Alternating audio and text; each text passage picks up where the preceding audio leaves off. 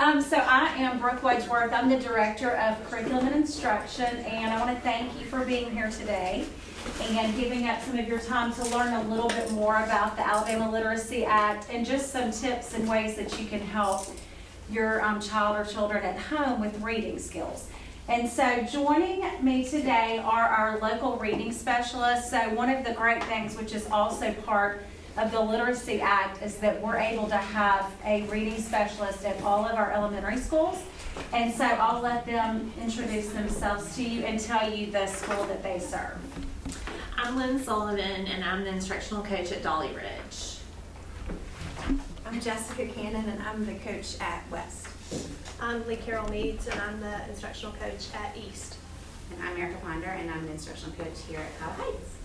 And then we also have Beth McKinley, who is the coach at Liberty Park Elementary, and she is doing other duties today, so she is not with us. But we'll go ahead and start. The first thing I want to briefly talk about is a little bit about the Alabama Literacy Act, and just to kind of catch everyone up on that. So this act was passed back in 2019, and then some of the effects went in a school year later, and then we've kind of added several things or other pieces of it in the past few years. It's very interesting that that was obviously passed before everything happened in 2020, so therefore some of the things looked a little bit different as we went on. But ultimately the goal of the Literacy Act is that kids are all reading at or above grade level by the end of third grade. So what you may have heard and what I think is publicized a lot is the whole retention piece, but really the emphasis is and the goal is that kids are successful in literacy and reading at or above grade level. That's our goal as a district, and really has always been our goal long before the Literacy Act even existed. So just a few things that are in the Literacy Act. Some of this you may want to know, some you may not care as much about, but I would love to share with you. There are pieces such as we have literacy assessments that we're required to use. Again, that was something that we already had in place before the Literacy Act. Intervention programs is a piece of that, and we had interventionist and intervention programs again before the Literacy Act. So the good thing is this just reaffirms what we're already doing. All of our elementary schools have an intervention teacher, and then we also have other part-time teachers who do intervention work as well in reading and in math. So that's something that we've had in place and that we've just continued to grow and improve. It also talks a little bit about the core reading program and some stipulations for that. And fortunately, we've been able to adopt a new core program this spring that will go into effect for our elementary schools next year. Like I told you, we are funded a local reading specialist at each of our elementary schools. We also have a piece of this is the Student Reading Improvement Plan. And so we've always supported our students who were maybe struggling a little bit in reading or had a deficiency, but this really outlines what that plan should look like. And so for our students who have a what they call a consistent reading deficiency, we have actually developed a plan. So we have that in place for all of our kindergarten through third grade students who have shown a consistent reading deficiency. A piece of that plan may include before after school tutoring. So some of your students may have participated in that. That's for students who are on a plan and have maybe not shown progress or maybe have shown a little bit of progress, and we want to continue to work on that. We've been able to add in some before after school tutoring with highly qualified reading teachers. A big piece which you may have heard publicized is our summer reading camp. And so this is exciting. We were actually able to offer this for the first time last summer. It was virtual the summer before, and then last summer we had our first summer reading camp, which was held here at Cobb Heights. So all of our students who had a plan last year were invited to attend reading camp, and we will be offering that again this summer. And that is for students who have the Student Reading Improvement Plan. Another piece is communication. So again, we've tried really to communicate with parents in the past through our SST, but this act does outline some of those communications. So one piece of that is if your kid has a student reading improvement plan, we're asked to communicate at least monthly with the parents about the students' progress. So how are they doing when we monitor them? And then the last part of this is professional learning. So this goes back to learning that our teachers have been able to participate in. So there's all kind of opportunities from the state, the district, and some of those have included a training called Letters. It's a great professional learning, and the state is funding that, so teachers are able to participate in that for free. I will say it's very intensive. So it's a 2-year course, and it's really like teachers are participating almost in like a college course. So this is something that they're doing a little bit, during the school day. They're able to go and do some PD, but a lot of it's on their own. So they're really studying, taking tests, and doing coursework on their own time. So that's pretty impressive. We've also provided, this is something we've done in our district, and we started this before the Literacy Act, is we provided phonics first training for our teachers. So we started with our kindergarten teachers, I guess it's been 3 or 4 years ago now, trained all of them, and each year we've added a grade. So now our kindergarten first and second grade teachers have all been trained in phonics first, and our third grade teachers will go through this spring. It's again, a pretty intensive training. So our third grade teachers will participate in 5 full days of training this spring. So just some things that we've been doing as a district. So just to share a few updates with you, and at this point, if you follow things going on in the news or political type things, there are some updates that may come to the Literacy Act. Those have now been passed through the House and the Senate, and we're waiting on the governor to sign or see if those are signed. So once that is finished, we will publish that. But some of those things include, it may change summer reading camp hours a little bit. There may be a delay with the retention piece. So right now they're discussing a possible year delay or 2 years delay. So again, once we know, we'll share that. And there may be some changes with the good cause exemptions, which I will show you, and we can talk a little bit about those. So this, like I said, is what many of you may have heard if you've watched much in the news. But the goal is to get students on grade level and proficient in reading by the end of 3rd grade. And so based on the Literacy Act, if students, so in 3rd grade they take, well, we do in other grades, but they'll take the ACAP test, which many of your kids, if they're in 2nd or 3rd grade, they may have already taken that in March, or they may be taking it now. And so there's a certain portion of the reading test, if students don't score high enough on it, then they could possibly be retained in 3rd grade. So that's what's been in the news a lot. But there are lots of steps to that. And so what happens after that is we receive the scores, and then kids will be invited to attend summer reading camp. And they could attend summer reading camp. At the end of summer reading camp, they will take a small portion of the ACAP again and have the opportunity to take it again and pass it then.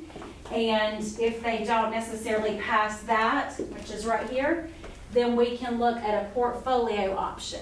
And that is basically gathering work and assessment pieces that they've done that show that they are proficient in reading in 3rd grade. And so we have kind of several filters to go through before that retention piece happens. Again, this is outlined in the Literacy Act, so this is not something that our district determined, it's determined in that act. There are also some good cause exemptions with that, and so I will tell you, this is what is current, but if this new, addition to the act passes, those could change a little bit. So students who already have an IEP, and if they don't participate in the statewide assessment program, would be a good cause exemption for that. Students who are identified as English language learners and have had less than 2 years of instruction in English would be an exemption. One change is that would change to 3 years if this new portion passes. Students who have an IEP or a 504, and it reflects that the student has received intensive reading instruction for more than 2 years, and they've been previously retained would not be retained again. So that could change in this new one. It would basically take out this if they've been retained before piece. So it would be, instead of and, it would be or. And in the new one, it also states that students couldn't be retained in third grade more than once, which is a change from this. So these are some of the exemptions. As you can see, this is kind of a very, what I would say, somewhat complicated process, but there are lots of steps to it. So it's not just your kid didn't pass this test, they're going to repeat third grade. There's lots of filters and portions to that. So I don't like to focus on this, but I know this is something that parents want to know a lot about. So some things that we've done as a district, and I'll just show these to you briefly, but just to really try to educate parents. And these all can be found on our district website. If you go to the Teaching and Learning tab, we have a whole section on the Alabama Literacy Act.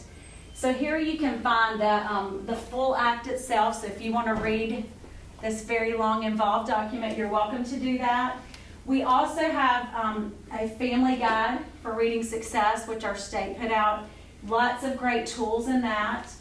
And we also have it in different languages, so different translations. And then down here we have different booklets for each grade. So I'll just click on one of those. This is the second grade one. So if you have a second grader, it gives you some things that you can do at home. It also explains a lot of the education lingo, but it tells you different things you can do at home, online resources you can use with your kids. So I think these are great tools that I want to make sure all of you know about. There's a video here. So this is something that I created back right after the Literacy Act came out. So if you want to hear more about it, you can click on that video. And then the other thing I want to show you is something that we've recently added and we'll be focusing on today too. Let me make that a little bit bigger. So these are tips for supporting reading skills at home. And we're going to go, and the coaches are going to lead you through a few exercises throughout the various grades in a minute. But you can click on these, and they give you activities that you can do at home with your kids. So each of these, there's one for academic language, one for phonological awareness, one for word work, and one that goes with fluency and comprehension. So we have 4 activities for each grade. And then you can just click on those, and it gives you science videos and lessons. That's an ad. But you can click on that, and there's a video so you can see what it looks like in action. Because I know if you're not an educator, that's not your background. When somebody says this stuff to you, you may be like, what does that mean? Or how do I do that at home? But I love these because it gives you a video of like a parent at home with their kid doing it. So you can click on those and see what it really looks like. So I'd encourage you to definitely look at those. So that's tips for supporting reading skills at home, and that is all on that one tab. WIT is actually recording for us today, so this will then be added to this tab. So if you want to go back and watch today's session again, or you have friends who couldn't be here and you want to share with them, that will be posted on this link as well. So that's some of the things that we've done. Oh, there's also, I forgot to add, there's a podcast episode too. So Whit and I host a podcast for the district, which is called The Intentional Pursuit, which can also be found on our website. So I'd encourage you to listen to that because each month we interview different people from the district and talk about, various topics such as we've done counseling, we've done athletics, fine arts, all different types of things. But one of our podcast episodes focuses on the Literacy Act and reading, things you can do at home, so you might want to go back and listen to that as well. So I'm going to turn it over to our coaches and let Jessica share a little bit with you about things you can do at home. One thing I know Jessica will stress is that, we're going to show you different things you can do at home today to support your kids, but the one thing I would encourage you to do, because Even as a parent in education, know it's hard to find time at home, and sometimes you're busy, and if you're like me, I work all day, and it's like, and then you want to go home and do this. But really, the most important thing you can do is reading with or to your child. So if you're like, I can't do all this, or this is confusing, or whatever, that's fine. But I would encourage you to have your kid, if they're able to read yet, have them read to you and listen, ask questions, or if your kids are younger and not even younger, read to them. For them just to be able to hear someone reading, that's something, unfortunately, they really say to read to kids like forever. It's something I did with my kids through 5th grade, and that was probably their favorite time of the day. Even though they could read on their own, they wanted me to read to them. If you don't have time or feel comfortable doing that, now there's so many ways to read books online or have them read to you. You can do that. So just the importance of having books, your kids reading them or you reading with them is the thing that I would most stress to you. So if the rest of this is not for you, I would encourage you to do that. And I'm going to let Jessica share a little bit more about some ways to do that. Okay, so you pretty much summed up what we were saying here, and that's just that y'all are the most important piece for your child because of the relationship you have with them. So a lot of times we hear, and teachers hear, I don't know what to do with my kid. I'm not a teacher. I don't know, how to help them with reading. But just that reminder that you are the most important part for them because they're comfortable with you. You know them. You know their interests, and you know how to encourage them best. So every parent is such an important piece in that. And we just want to encourage you, like Brooke said, we're going to share a lot of strategies with you that may be like a different language, but just know that that time reading with your child or encouraging them to read independently is the most beneficial thing you can do for them. And why do we want to read to or encourage our kids to read at home? This is a graphic that we love to reference because it really illustrates what a difference reading makes in a child's academic life. So student A is reading 20 minutes per day, which over the course of a school year translates into 3,600 minutes a year of reading, 1.8 million words that they encounter during that year. And then also it's predicted that they would score in the 90th percentile on standardized tests. Student B reading 5 minutes per day, that equals 900 minutes a school year, 282,000 words per year, scoring 50th percentile on standardized tests, so average there. And then student C, if they're just reading 1 minute a day, that's 180 minutes a year that they encounter, and then 8,000 words that they would come into contact with. And then those are the students that might be, a little lower on standardized tests just because they're lacking the experience engaging with text. So just another encouraging note, if you want your child to be a better reader, writer, communicator, the easiest thing to do is read to them or encourage them to read. So, and then we're going to share some activities that you can do to support your children. Okay, so I'm going to talk about kindergarten for a minute. And so one of the things that Brooke shared with you was the document that we've created that has links to videos. So there were 4 things that we shared with kindergarten, and one of the videos that we're gonna watch today that we have linked is in the area of phonological awareness. And basically that means dealing with sounds and words. So one of the things that's very important is for children to be able to identify sounds and words and manipulate them. So that's really what phonological awareness means.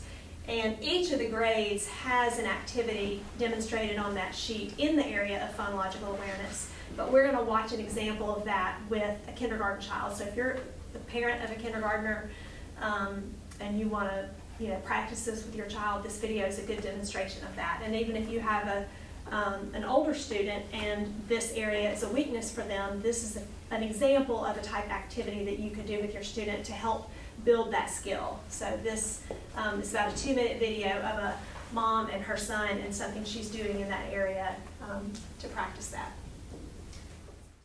So you know how words are made up of individual sounds that we hear? Yes. Okay, so we're going to play a game and we're going to listen for the individual sounds and words. we write with a pen. Okay? What's the first sound you hear in pen? What's the last sound you hear in pen? Okay, here's a tough one. What's the middle sound you hear in pen? Very good. And if you weren't sure of it, you could say each sound. Let's say each sound you hear in the word. Good.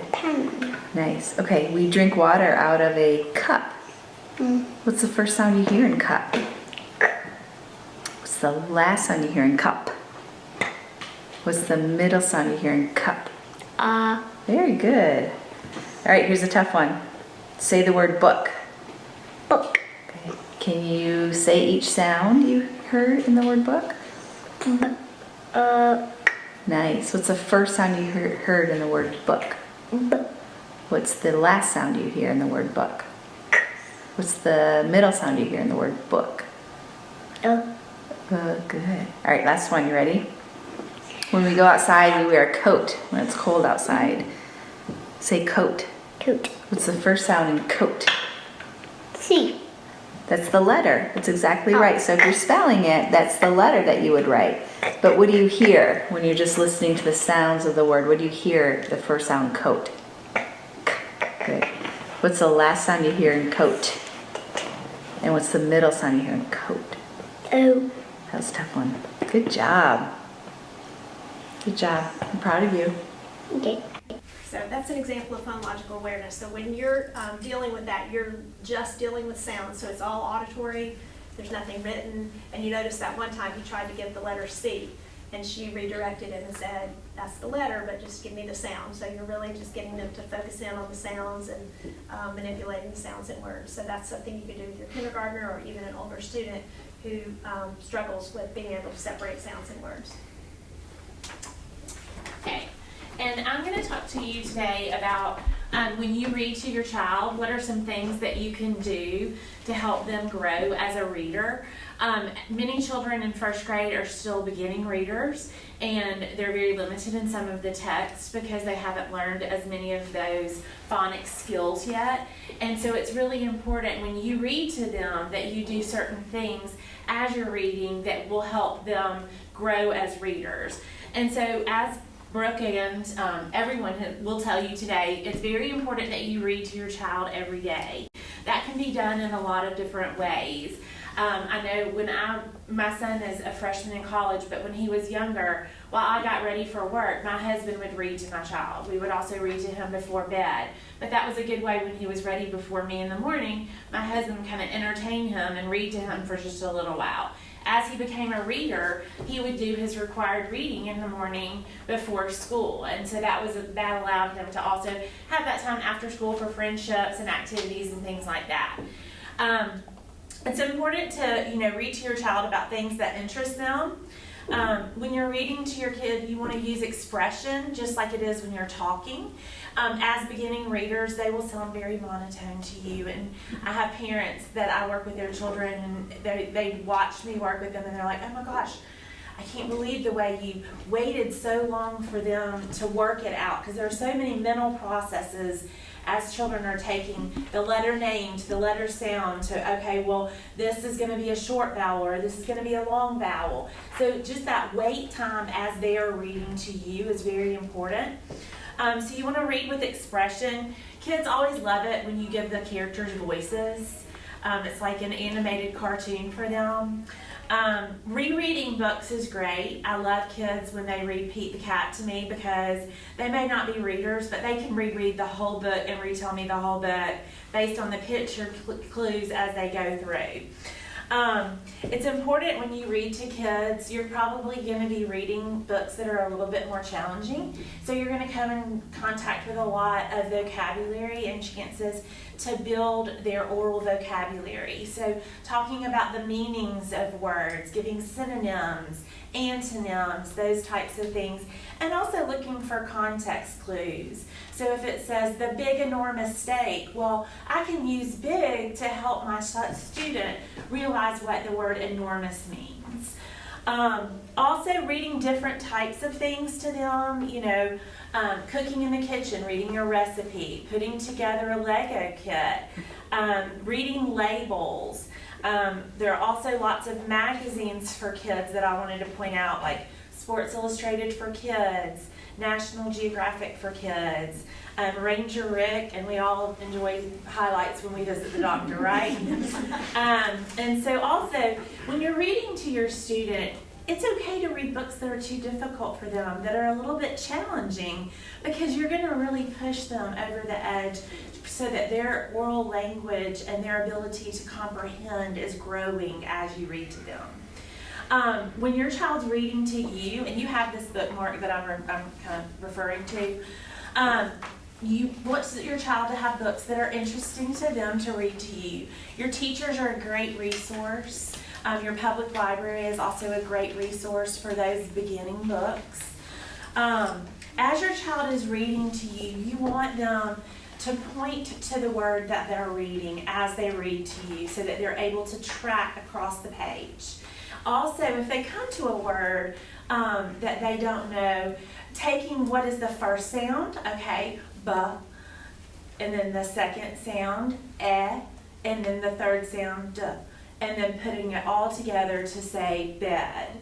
A lot of times when I'm working with students, if they have a hard time with a couple of words in a sentence, we'll go back and reread the whole sentence together so that they can read it fluently. And that's very important for their comprehension as well. I've already mentioned, but I want to reiterate the importance of that wait time for them to be able to try to grapple with it on their own and work it out. Too many times we're so quick to say, oh, that word's dead. Let's move on. We got things to do, come on.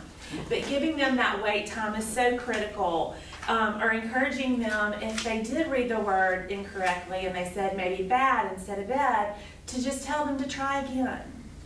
And then as your child learns to read longer words, you may want to break the words into parts. And then if your child's reading to you and something doesn't make sense to them, ask them to go back and reread a portion to you. Taking out an important word like not in a sentence really affects the meaning of what they've read. And so just having them go back and reread. Asking questions throughout, them reading to you and you reading to them is very important. So with fiction text, you may want to ask questions about the characters, the plot, the setting, what's the big problem, how did the story end, what's the solution. If they're reading to you nonfiction, you may want to focus more on the who, what, when, where, why, how questions. But those just give you some questions to ask them to be sure that they're comprehending what you're reading to them and what they're reading to you. So you'll find a video that models this on the website, but I wanted to just talk you through this, and then if you want to look at the video for guidance on how to do that with your student, you have that option on the website. I have a question. Yes. So one of the things that we struggle with at home, my son's in first grade. Well, there's a couple of things really. He kind of goes too fast, and he just puts in words that work, but it's not necessarily the word that's on the page. We really want to focus on that accuracy of the word, although it may not affect the meaning. Right. So is there kind of an encouraging way to tell them, slow down and Well, I think with that, putting a finger under each word would really help. Because then you're able to stop them before they move on and make another mistake in the same sentence. Okay. And then my other question is just, how do you sort of combat the, the frustration? Not your own, but theirs. Well, it might be both. Yeah, right. Mine, I just hold it in until we're done. But for him, he when he gets to a word that, you are helping him sound it out, or, I can't do it, this is too hard, when you know that it's not because they read the word earlier in the book. Right. What's a kind of an encouraging way to combat that? I just do lots of positive praise when I listen to children read and point out things that I notice that they've done really well, or ways in which I've seen them improve since the last time we've read. Or I might even, if you said he's already encountered the word in the text before, go back to that page and say, hey, remember you knew this word. Let's look at it again. And let's look at the individual sounds and then put them together. Okay. And sometimes if you, like, they do the I read, you read, like you might read a page, they read a page. So like if he's tracking while you are reading, then he's hearing you say it, so there's more opportunities for him to hear it the correct way. So, because sometimes when they're struggling and it is difficult to get through, it's great to do that, what she was saying, modeling. So you read a page, I read a page, and then you're kind of supporting him along, but he's getting the opportunity, or she, to practice too. About high frequency words, which you may have also heard called sight words, red words. But basically these are words that appear frequently in text. And a lot of them have irregular spellings, so are difficult to decode, like we would do normal words that follow phonics patterns. But they do appear frequently, and students should be able to identify these words automatically if they're going to be a successful reader. We need to help them practice becoming automatic with these words. And you guys, teachers, may have sent home like reams of flashcards or lists of words that they should be able to read automatically. And that's something that you guys can do at home to help them. But there's also some more engaging ways. We have an example of one that you can work through those lists of words. And if you, oh, you're good. There are like lists of grade level words that are high frequency. You can find them on the internet, or you could reach out to your child's teacher and see what words they're specifically covering if you don't have a list already. But this is a dad doing an activity with his daughter where they're not only reading the word, but they're spelling the word and just reiterating that spelling so that when they see it in text, they'll be able to read it automatically. Today, Isla, we're going to talk about high-frequency words. So what we're going to do to begin with is I've laid some words here on cards. I want you to take one of the cards and flip it over for me, please. 5. So that is 5. Can you point to the letters or say the letters as you say the word? So what letter is this? F-I-V-E. And what word is that? 5. Okay. Can you write the word 5 on your piece of paper?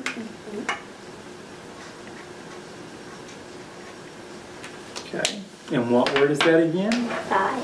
Spell it for me again. F-I-V-E. Good. Now let's take another card and flip it over and see what you have here. Wash. Wash. Okay. Can you say the letters for me? W-A-S-H. Okay. What word is it? Wash. Can you write wash on your paper, please?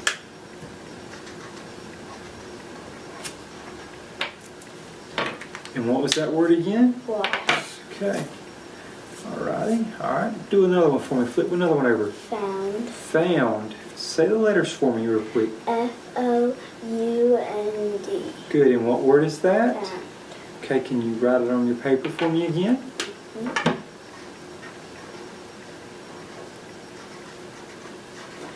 Okay. And spell it one more time for me. F-O-U-N-D.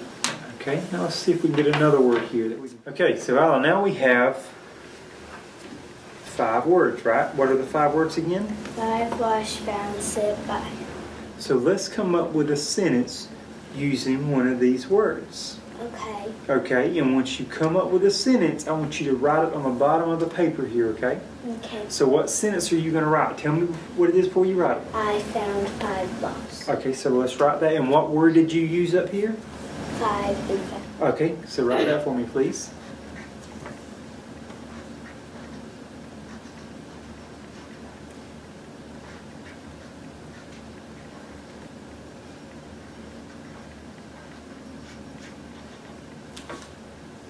And what does it say again?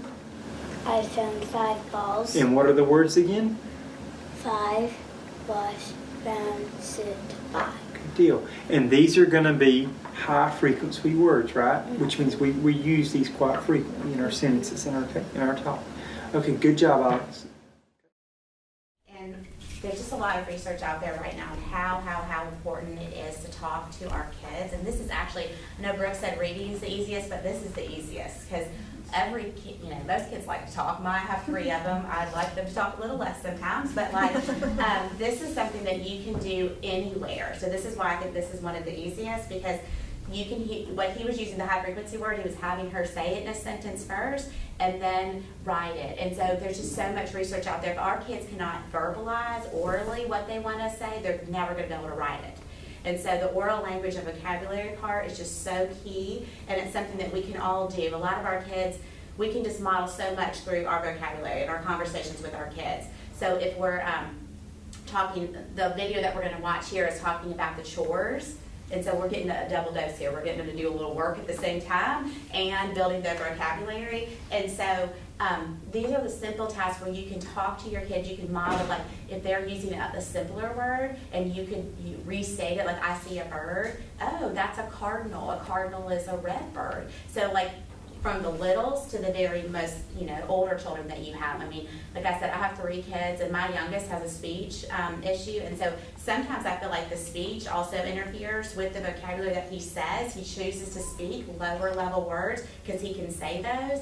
Like he would use the word destruction, and I was like, destruction? And I mean, but he's putting 2 words together, directions and instructions. So it sounds cute at first, and it kind of was cute, and then I'm like, well, that's not the real world. That's not a word that we really use. So, he has those a lot, and so that comes out when he has conversations with me, singing songs, reading, talking, and so I think this last one, and there's, like I said, these are examples. This says 3rd grade, but this could be an example. There's several things that talking about chores, grocery lists, going in the car. Like that's why these things are things that you can just talk about, books that they pick. So anytime you have conversations with your kids, you're able to build their vocabulary. There's a lot of research out there on something that they call the word gap, and where kids come into school not having that vocabulary because of conversations. Sometimes it's because of the family dynamic that they've had, but oftentimes it's just, and especially in the day and the age we are, there's just a lot of technology out there, and nothing can really replace good communication that you have with your children. It's just,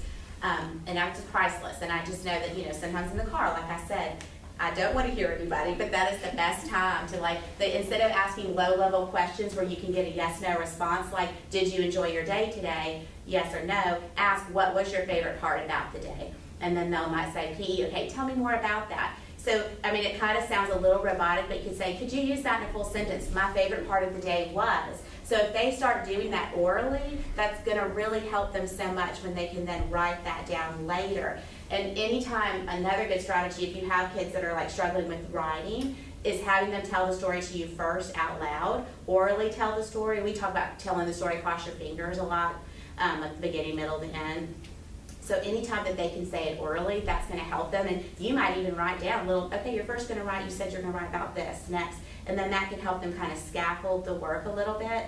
And one thing I was going to say, any of these things, like how do I know what do I need to work on? Well, one of the things that Brooke talked about was that our school has the assessment that we use, the benchmark assessment, which is iReady. You get that report that comes home several times a year. There is a piece of that report that tells what areas, if it's phonological awareness that they're struggling with, if there's vocabulary, if it's comprehension, high frequency work. So all of those things are listed on our report. So that's like a starting point. Like, where do I start? Like, I could look at that report, ask my teacher what was the areas that they were the lowest in, and then that's a great place to start. But vocabulary is a really good building block to get to that comprehension.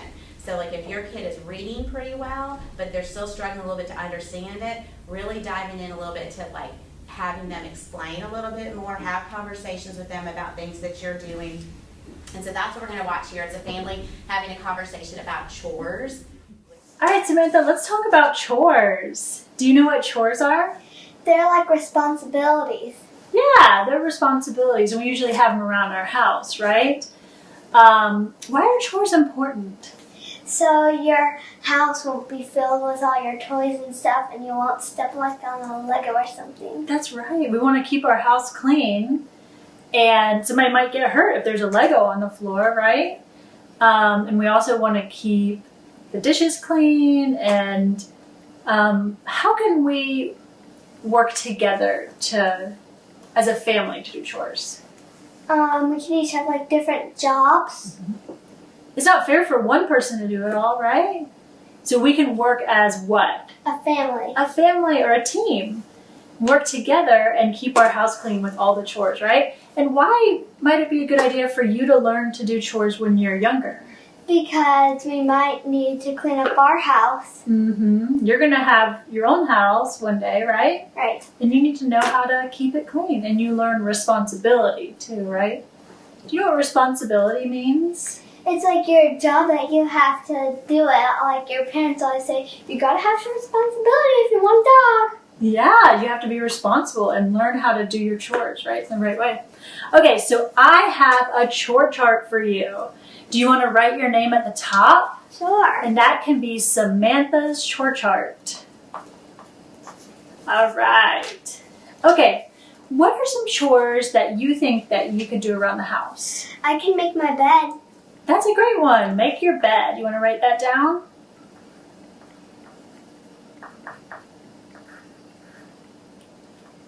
I like how you drew a picture of your bed. That's very nice. So make your bed. Okay, what's another chore that you think you could do? I can feed my fish. Feed your fish. And what's your fish's name? Cotton candy. Cotton Candy. I like that name. Because he's kind of purple and pink, isn't he? And blue. And blue. So we have make your bed, feed your fish, clean your room. Can you think of anything else that would be helpful? Help with the laundry. Yeah, help with the laundry. And what does Mommy like you to help with the laundry? Fold clothes. Yeah, you're really good at folding clothes, especially you're really good at folding towels. All right, so Samantha, some of these chores we need to do every day, and some need to be done as needed, not every day, right? We don't go to the grocery store every day, do we?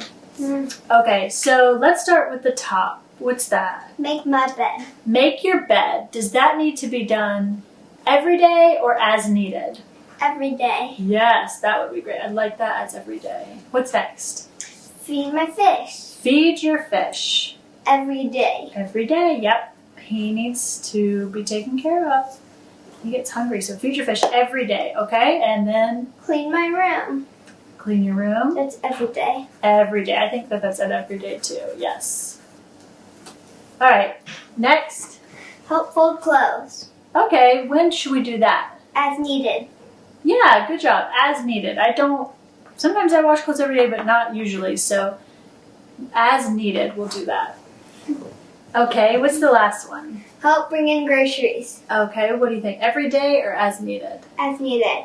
Very good. We don't do that every day, so help with groceries as needed. All right, Samantha, I think that's a great list of chores. Do you think that you can help out the family and do those Yes. around the house? All right. Where do you think that you would like to put that so that you can remember to do your chores? On the fridge. Yeah, why don't you go put that on the fridge? Like vegetables, like categories, that's another really good thing. Like if you're on the way to the beach and you're asking your kids, name all the vegetables you can have. Like kids being able to sort words and make those connections about what their meanings are and what does not fit in that group. So those are really good, like easy things you can do, 5 minutes. I mean, a lot of these things we're not taking up a lot of time. I know we're all busy with jobs and other kids, and so a lot of these things are just simple things you can do in like a 5 minute. So like sorting things into categories, jobs and not jobs, like responsibilities. I thought those were good words. All of our schools now have core values, which have really good character traits. And there's a lot of big words that we do, grit, perseverance, like those are really good terms to also kind of help your kid unpack and understand what are synonyms, antonyms. All of that is like oral language and vocabulary. This is going to really help with the comprehension part in the end. So. Thank you. Well, hopefully you found some tips that are helpful to you and things that you can do at home, and I absolutely agree. We were trying to think of things that go along with what you might already be doing, or some things that could easily be integrated into your morning or evening. Talking with your kids, like Erica said, is one of the best things. And if you spend a lot of time in the car, like many of us do, that's just the best place for conversations and a great way to use that time. So thank y'all for coming today.